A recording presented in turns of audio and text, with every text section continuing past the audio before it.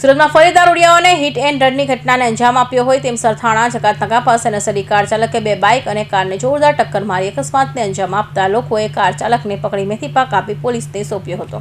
સુરતના સરથાણા જકાતનાકા વિસ્તારમાં દારૂના નશામાં ધૂત એક કાર ચાલકે ભારે આતંક મચાવી અકસ્માત સર્જ્યો છે। નશાખોર કાર ચાલકે બે બાઇક સવારો અને ત્યારબાદ એક કારને જોરદાર ટક્કર મારીને કુલ 3 વાહનોને અડફેટે લીધા હતા, જેમાં 5 જેટલા લોકોને ઈજાઓ પહોંચતા તેમને તાત્કાલિક સારવારથી હોસ્પિટલ ખસેડવામાં આવ્યા છે। અકસ્માતમાં વાહનોને ભારે નુકસાન થયું હતું, જેને પગલે રોષે ભરેલા સ્થાનિક લોકોએ અકસ્માત સર્જનાર કારના તમામ કાચ તોડી નાખ્યા હતા અને કાર ચાલકને પકડીને મેથી પાક આપ્યો હતો। જનતાના મારને કારણે ઇજાગ્રસ્ત થયેલા આરોપી કાર ચાલકને પણ હોસ્પિટલ ખસેડાયા છે, જ્યારે સરથાણા પોલીસે ઘટના સ્થળે પહોંચી આ મામલે વધુ કાયદેસરની કાર્યવાહી હાથ ધરી છે।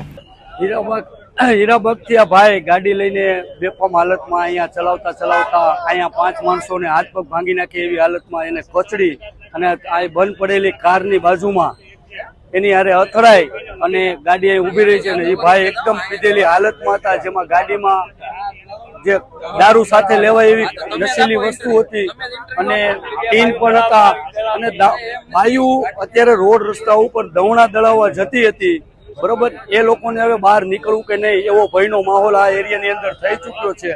અત્યારે હાલ મીડિયાવાળા ભાઈઓ અને પોલીસ કર્મીઓ અહીંયા લોકો નિરીક્ષણ કરી રહ્યા છે, પણ જેવી અમદાવાદની ઘટના બનીને એવી જ અહીંયા આપણે સરથાણા જકાતનાકાની ઘટના છે, જે ભાઈ જકાતનાકાથી લઈ અને તમામ રસ્તા ઉપર બેફામ ગાડી પીધેલી હાલતમાં ચલાવી રહ્યા છે। અહીંયા હવે ડ્રગ્સ અને દારૂનું પ્રમાણ બહુ વધી ગયું એવું લાગી રહ્યું છે, તો પબ્લિકને બહાર નીકળવું કે ન નીકળવું એ હવે વિચારવાનું રહેશે।